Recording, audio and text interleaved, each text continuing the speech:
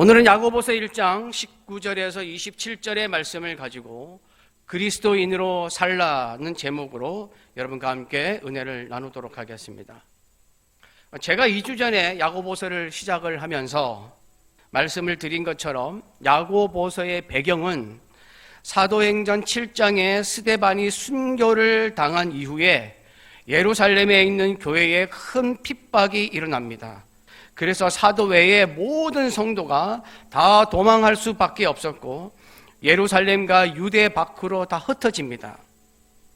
이들 대다수는 난민이 되어서 시련과 시험을 겪어야 했습니다. 시간이 지나면서 흩어진 유대인 그리스도인들 사이에는 문제가 생기기 시작합니다. 유대교를 신봉하는 동족들의 핍박으로 인해서 큰 시련을 겪어야 했고 타종교, 이방인들의 박해까지 당하면서 시달리게 되었습니다. 그래서 믿음이 연약한 성도 중에는 믿음을 버리는 사람들이 생겨나기 시작했고 교회 내적으로는 서로 비방하고 판단하면서 가난한 자를 무시하고 차별하는 문제가 생겼습니다. 계속되는 시련에 지쳐서 세상과 타협하는 성도들이 늘어나기 시작했습니다. 그래서 야고보서를 통하여 이런 믿음의 시련을 겪고 있는 흩어진 유대인 그리스도인들에게 말씀을 삶에서 철저하게 실천하라고 강조하고 있습니다. 그래서 저는 저와 우리 명륜제일교회 성도들이 이 야고보서로 은혜를 받아서 모두 하나님 말씀을 철저하게 행하는 자로서 거듭나는 역사가 일어나서 하나님께 쓰임받는 성도들이 되기를 바라면서 말씀을 전하고 있습니다. 2주 전에 야고보서 1장 1절에서 11절에서는 시련을 이겨라 라는 제목으로 함께 말씀을 나누었고 지난주 야고보서 1장 12절에서 18절의 말씀을 통하여는 유혹을 이겨라는 제목으로 은혜를 나누었습니다. 그 믿음의 시련을 이겨내고 사탄의 유혹을 이겨내서 믿음의 발판에 서게 되면 이제 어떻게 해야 할까요? 그리스도인으로서 길을 가야 합니다. 그리스도인의 길은 무엇입니까? 하나님의 말씀을 행하는 것입니다. 오늘 본문 말씀 1장 19절에 보시면 말씀을 이렇게 시작합니다. 내 사랑하는 형제들아 너희가 알지니.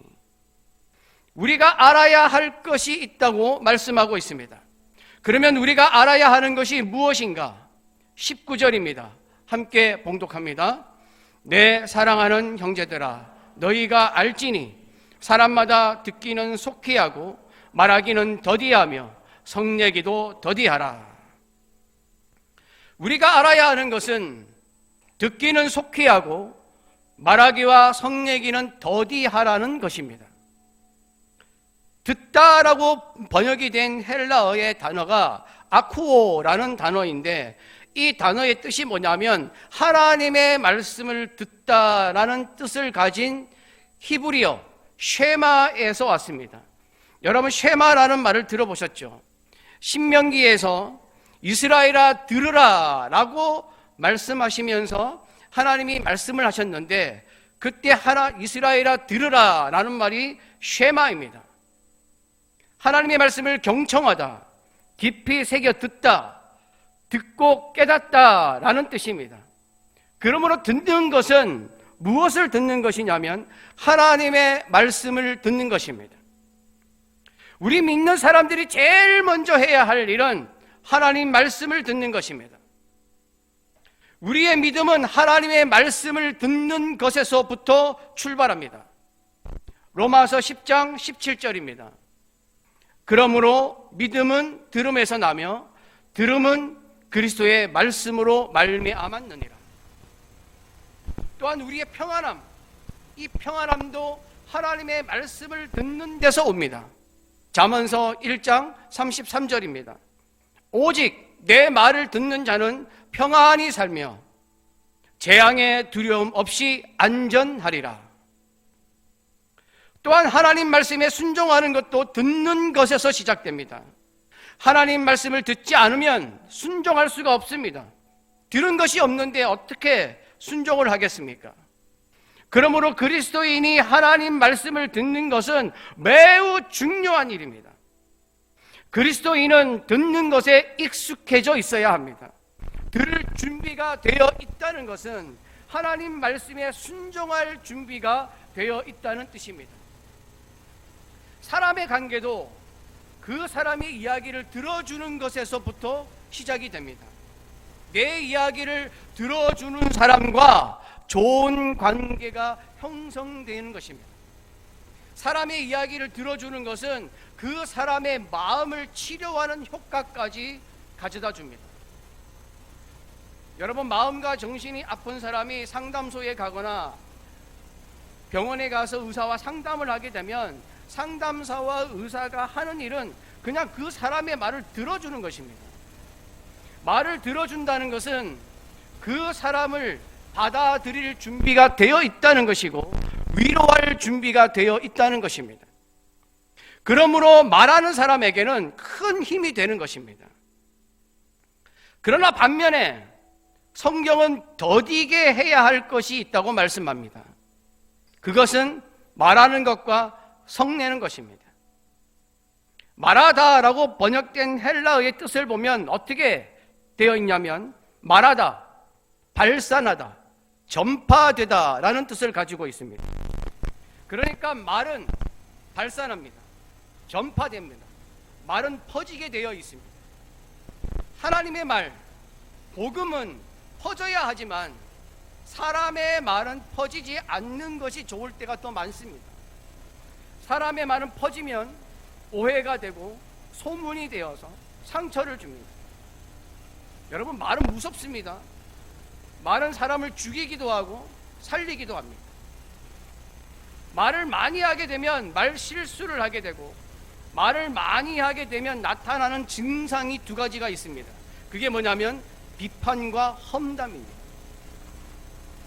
비판과 험담에는 속임수가 있습니다. 비판하고 험담하면 마치 자기가 그 사람의 우위에 있는 듯한 느낌이 있습니다. 비판하면 나는 대단해 보이고 나는 깨끗해 보입니다. 이게 비판의 속임수입니다. 사람들은 비판하면서 발전하는 계기가 된다고 생각하는데 천만에요. 절대 그렇지 않습니다. 여러분도 살면서 경험해 보지 않았습니까? 여러분, 발전하는 것은 어떤 사람이나 어떤 일의 장점과 긍정적인 면을 향상시킬 때 있는 것입니다. 실패했거나 안 좋은 점을 드러내서 고쳐야 좋을 것으로 생각이 되지만 절대 그렇지 않습니다. 사람에게는 감정이라는 것이 있어서 안 좋은 것을 드러내서 좋아지는 법이 없습니다. 좋은 면을 드러내서 향상을 시켜야 안 좋은 면이 사라지는 것입니다. 안 좋은 것을 비판하고 험담한다고 해서 절대 좋아지지 않습니다. 비판과 험담은 다른 사람에게는 상처를 주지만 자기도 그 비판과 험담에서 자유롭지를 못합니다. 왜냐하면 비판과 험담을 하게 되면 그 비판과 험담이 자기에게 흡수가 되어서 반복되면 성격이 되어버립니다.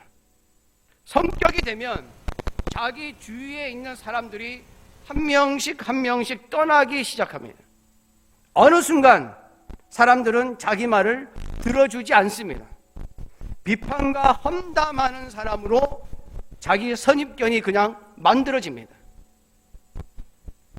잠언 10장 19절 말씀, 말이 많으면 허물을 면하기 어려우나 그 입술을 제어하는 자는 지혜가 있느니라. 잠언 18장 8절 말씀, 남의 말하기를 좋아하는 자의 말은 별식과 같아서 뱃속 깊은 데로 내려가느니라. 그래서 우리는 말하기를 더디해야 합니다. 말을 아끼는 것이 좋습니다. 말을 많이 하면 분명히 실수하게 되어 있습니다. 말할 때 우리는 생각해야 됩니다. 내가 할 말이 지금 이 순간 이 장소에서 합당한 말인지 부당한 말인지 생각하고 말해야 됩니다. 잠언 25장 11절입니다. 경우에 합당한 말은 아로새긴 은쟁반의 금사관이라. 합당한 말은 정말 아름답고 좋은 말이라고 말하고 있습니다. 잠언 16장 24절입니다. 선한 말은 꿀송이 같아서 마음에 달고 뼈에 양약이 되느니라. 달고 양약이 되는 것처럼 선한 말은 굉장히 좋은 것이라고 성경은 말씀하고 있습니다. 여러분, 그리스도인들은 말을 예쁘게 잘하는 사람이 되어야 합니다. 여러분, 우리도 가끔 경험하지 않습니까? 말을 예쁘게 잘하는 사람을 만나면 기분이 좋습니다. 그 사람을 만나면 편안합니다. 우리는 그리스도인으로서 이런 사람이 되어야 할 줄로 믿습니다. 말하는 것과 함께 더디게 해야 할 것이 또 있는데 바로 성내는 것이라고 말씀하고 있습니다. 성내다라고 번역된 헬라의 뜻을 보면 분노라고 되어 있습니다. 진노라고 되어 있습니다. 분노는 이성을 잃어버리게 만듭니다. 마음을 황폐하게 만듭니다. 하나님의 관계를 어긋나게 만듭니다. 상대방에게 극도의 불안감을 주고 상처를 줍니다. 20절입니다. 함께 봉독합니다. 20절 말씀. 사람의 성내는 것이 하나님의 의를 이루지 못함이라. 분노는 하나님 말씀에 순종하는 것을 막습니다. 화가 나서, 화가 심해져서 분노가 되면 감정이 격해져서 하나님 말씀 같은 소리 하고 있네 라는 말을 하게 됩니다. 하나님 말씀을 무시하는 현상이 일어납니다. 판단력을 상실해버립니다. 하나님과의 관계를 어긋나게 만듭니다. 하나님의 관계가 어긋나면서 이웃과의 관계, 사람과의 관계도 다 어긋납니다. 그래서 분노는 사탄의 먹잇감입니다. 사람이 분노하면 사탄이 이것을 이용합니다. 우리가 잘 아는 사건이 있지 않습니까? 가인과 아벨. 가인과 아벨이 하나님께 제물을 드렸는데 하나님이 가인의 제물은 받지 않으셨습니다. 그러니까 가인이 하나님께 했던 행동이 있습니다. 분노입니다. 창세기 4장 5절에 몹시 분하여 안색이 변하니 라고 되어 있습니다. 그 분노가 결국 아벨을 살인하게 만들었습니다. 우리가 살다 보면 화가 날 경우도 있습니다. 우리는 다 감정을 가진 사람이기 때문에 충분히 그럴 수 있습니다. 그러나 그래도 빨리 마음을 추스르고 화가 분노가 되지 않도록 그쳐야 합니다. 사탄이 나의 분노를 사용하지 못하도록, 내가 사탄에게 이용당하지 않도록 그 분노를 빨리 그쳐야 합니다. 그래서 에베소서는 이렇게 말합니다. 에베소서 4장 26절 27절입니다. 함께 봉독합니다. 분을 내어도 죄를 짓지 말며 해가 지도록 분을 품지 말고 마귀에게 틈을 주지 말라. 분을 내면 마귀가 그 틈을 타서 우리를 이용하기 위해서 틈탄다는 것입니다. 오늘 본문 말씀에도 분노하게 되면 따라오는 것이 있다고 말씀하고 있습니다. 21절입니다. 함께 봉독합니다. 그러므로 모든 더러운 것과 넘치는 악을 내버리고 너희 영혼을 능히 구원할 바 마음에 심어진 말씀을 온유함으로 받으라. 분노는 사탄이 좋아하는 것이기에 따라오는 것이 뭐냐면 더럽고 넘치는 악입니다. 분노는 악을 솟구쳐 솟아오르게 만듭니다. 악이 솟구쳐 오르면 그 시간에 할 수 있는 가장 악한 행동이 생각이 납니다. 가장 악한 말이 떠오릅니다. 분노는 내가 가진 가장 악한 것을 만들어냅니다. 그러므로 성경은 내버리라고 말씀하고 있습니다. 내버리라는 것은 완전히 벗어나라는 것입니다. 그러면 분노에서 완전히 벗어나는 방법은 무엇입니까? 그 다음 말씀이 말해주고 있습니다. 하나님 말씀을 온유함으로 받는 것입니다.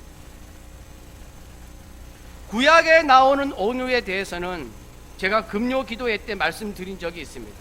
구약에 나오는 온유는 그냥 사람이 타고난 성품이 아니라 어려움과 힘든 고난을 이겨내면서 하나님이 끝까지 나를 도우실 거라는 것을 믿음으로 겸손하게 하나님을 의지하면서 생기는 성품이라고 말씀을 드렸습니다.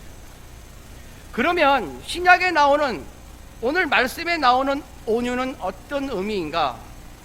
신약에 나오는 온유로 번역된 헬라어의 뜻을 보면 이런 뜻입니다. 사나운 짐승이 길들여진 상태.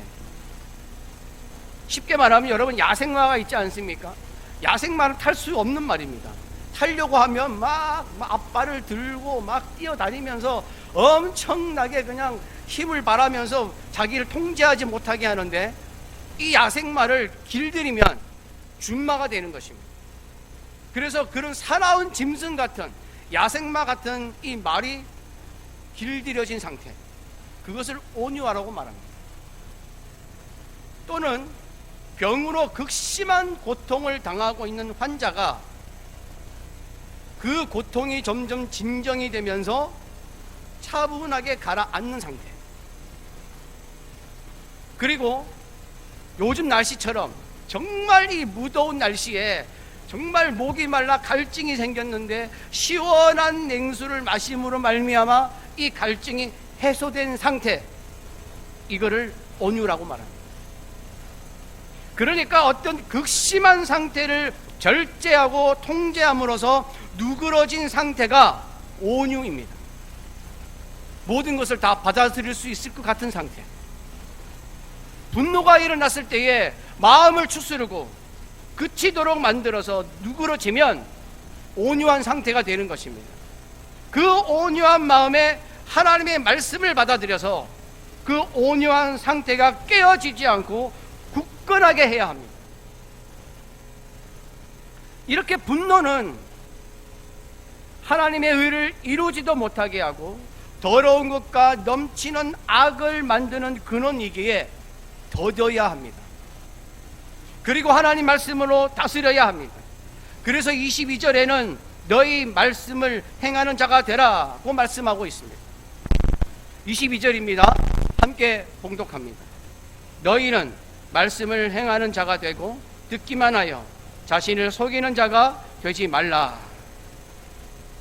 19절에서는 말씀 듣기는 속히 하라고 말씀하셨고 22절은 그 말씀을 속히 들은 후에 행하라고 말씀하고 있습니다. 그런데 그 다음 말씀에 조금 특이한 표현을 쓰고 있습니다. 말씀을 듣기만 하는 것은 자기를 속이는 것이라고 말씀하고 있습니다.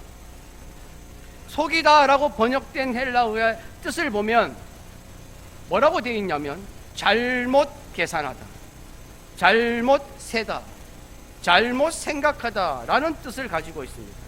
그러니까 하나님의 말씀을 듣기만 하고 행하지 않는 사람은 잘못 계산한 사람입니다. 잘못 생각했다는 것입니다. 그리스도인이 하나님의 말씀을 듣고 은혜 받는 것으로 끝내고 행하지 않는다면, 삶에서 실천하지 않는다면 잘못 생각한 것입니다.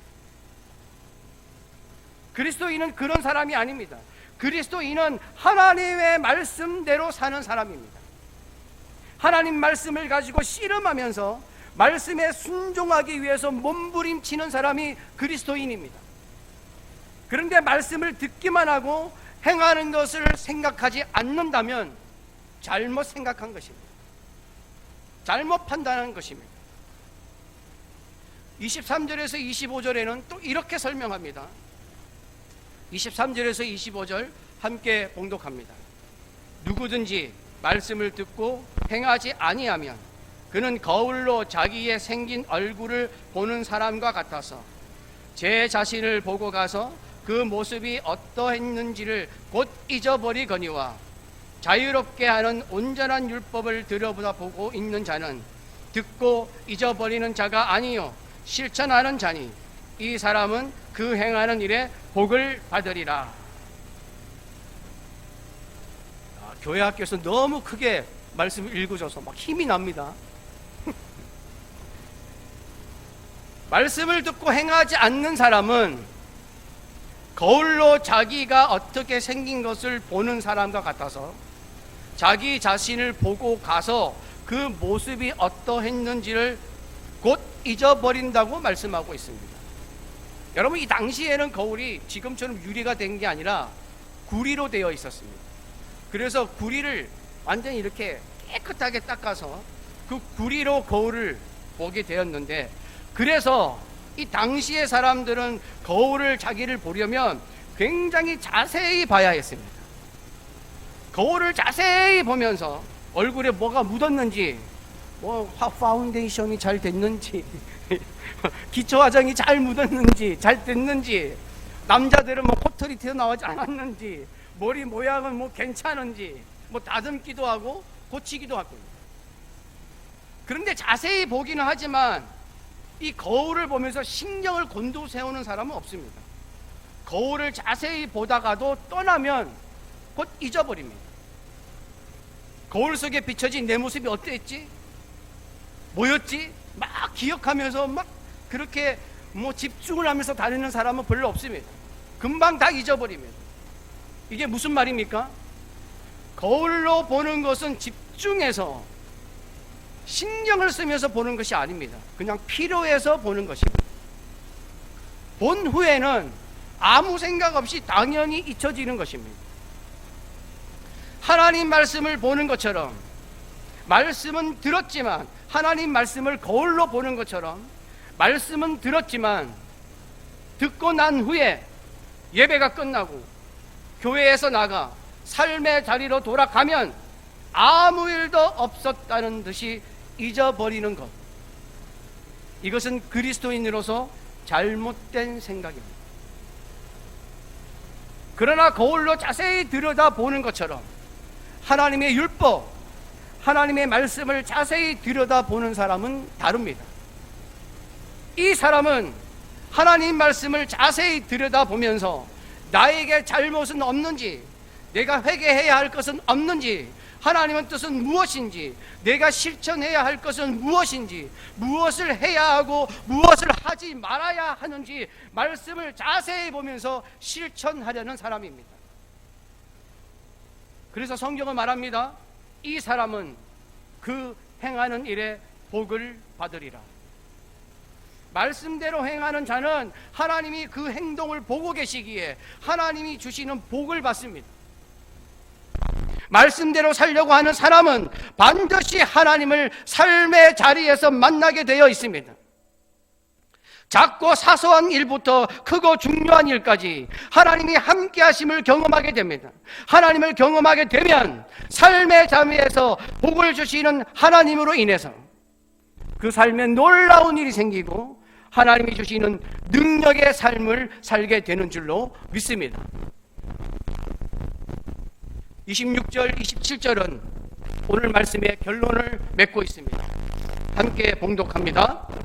누구든지 스스로 경건하다 생각하며 자기 혀를 재갈 물리지 아니하고 자기 마음을 속이면 이 사람의 경건은 헛것이라.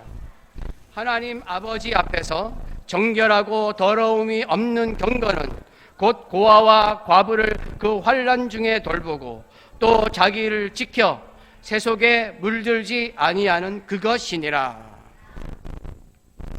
하나님 말씀을 듣기는 속히 하고 말하기와 성내기는 더디하며 말씀을 듣기만 하겠다는 잘못된 생각을 하지 말고 말씀을 행하는 자가 되라는 오늘 본문 말씀의 결론을 맺고 있습니다.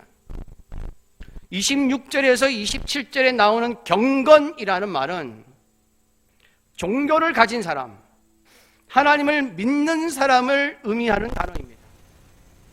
즉 그리스도인을 의미하고 있습니다. 그리고 26절에 나오는 속인다라는 표현은 22절에 나오는 속인다라는 단어와 의미가 약간 다릅니다. 22절에 나오는 속임은 조금 전에 제가 잘못된 계산, 잘못된 생각이라는 것이라고 말씀을 드렸습니다. 그러나 26절에 나오는 속임은 말 그대로 자신이 아닌 것처럼 거짓되게 속인다는 뜻입니다. 그러니까 이런 말씀입니다. 자신이 예수 그리스도를 믿는 그리스도인이라고 생각은 하면서 혀를 제갈 물리지 않아서 말을 함부로 하고 그리스도인 같지 않은 행동으로 자기를 속이면 그리스도인이라는 말이 헛된 것이 된다는 것입니다. 신앙생활하는 사람이 아니라는 것입니다. 하나님 아버지 앞에서 정결하고 더러움이 없는 순결한 신앙인, 올바른 그리스도인은 말씀대로 행하는 사람입니다. 예를 들어서 출애굽기 22장 22절에 너는 과부나 고아를 해롭게 하지 말라. 신명기 24장 17절에 너는 객이나 고아의 송사를 억울하게 하지 말며 과부의 옷을 전당 잡지 말라라고 말씀하셨으면 이 하나님 말씀대로 고아와 과부를 환난 중에 돌아보아야 합니다. 그래야 그리스도인입니다. 그리고 말씀대로 살면서 세상에 물들지 않아야 합니다. 세상 사람처럼 되어서는 안 됩니다. 여러분, 훈습 효과라는 것이 있습니다. 훈습이 뭐냐면 향기를 싸고 있는 종이에서는 향기가 나고 생선을 싸고 있는 종이에서는 비린내가 납니다. 연기를 쐬고 습기나 냄새에 젖어드는 것처럼 환경의 영향을 받는 것을 훈습이라고 말합니다. 이 훈습을 흔히 물이 들었다라고 표현하기도 합니다. 우리가 이제 고깃집에서 고기를 구워 먹으면 이 고기의 냄새가 다 몸에 배이잖아요. 옷에 다 배입니다. 그래서 고기를 먹은 것이 다른 사람에게 쉽게 표가 납니다. 날씨가 너무 무더워서 땀을 많이 흘리면 그 사람에게서 땀 냄새가 납니다. 저도 땀 냄새가 날까봐 집에서 향수를 좀 뿌리고 나오거든요. 그래도 땀이 많이 나면 향수도 소용없습니다. 그냥 땀 냄새만 납니다. 내가 어떤 영향을 받느냐에 따라서 내가 어떤 사람인지 표가 나는 것입니다. 나는 예수 그리스도를 믿는 그리스도인이지만 늘 세상 사람들이 즐기는 퇴폐 문화를 접하고 세상 생각에 젖어 있고 세상 것을 좋아하고 세상 사람들의 것을 따라하면 세상에 물들어서 세상 냄새가 나는 것입니다. 그래서 세상 사람들이 나를 보면 세상 냄새가 나니까 교인인지 잘 모릅니다. 요즘 그런 사람들이 굉장히 많습니다. 여러분, 우리는 나를 지켜야 합니다. 내가 교인이고 성도이고 그리스도인이라는 정체성을 지켜야 합니다. 우리는 늘 하나님의 말씀을 묵상하고 순종하려고 순간순간 기도하고 찬송하면서 영적인 물이 들어야 합니다. 은혜의 물이 들어야 합니다. 말씀의 물이 들어야 합니다. 그래서 그리스도인의 냄새가 나야 합니다. 그리스도인으로 훈습되어야 합니다. 고린도후서 2장 15절에는 이것을 그리스도의 향기라고 말씀하고 있습니다. 우리가 그리스도인인 것이 헛된 것이 되면 안 됩니다. 무용지물이 되면 안 됩니다. 하나님 앞에 영광이 되어야 하고 하나님의 기쁨이 되어야 합니다. 그리스도인이라는 향기가 나게 해서 그 향기를 세상에 내뿜어야 합니다. 그래서 세상에서 살지만 세상에는 물들지 않는 세상의 그리스도의 향기를 뿜는 자가 되어야 할 줄 믿습니다. 내가 그리스도의 향기로 살기를 결정할 때에 하나님은 내 삶을 통해서 역사하시는 줄 믿습니다. 그리스도인이라고 욕하는 사람이 있습니까? 손가락질하는 사람이 있습니까? 그 사람 때문에 힘이 듭니까? 두렵습니까? 하나님은 반드시 그 상황이 없어지게 하거나 그 사람이 내 편이 되게 하시거나 내 앞에 무릎을 꿇게 만드시는 줄 믿습니다. 그리스도인으로 살기로 결정하면 하나님은 이 일을 시작하십니다. 저는 그것을 체험한 사람입니다. 우리가 모두 하나님 말씀을 듣기는 속히 하고 말하기는 더디하고 성내기도 더디하고 온유함을 유지하면서 하나님 말씀을 실천하는 자가 되어 나는 그리스도인이라는 것을 세상에 알리며 그들로부터 인정받는 하나님의 사람이 되시기를 간절히 바랍니다.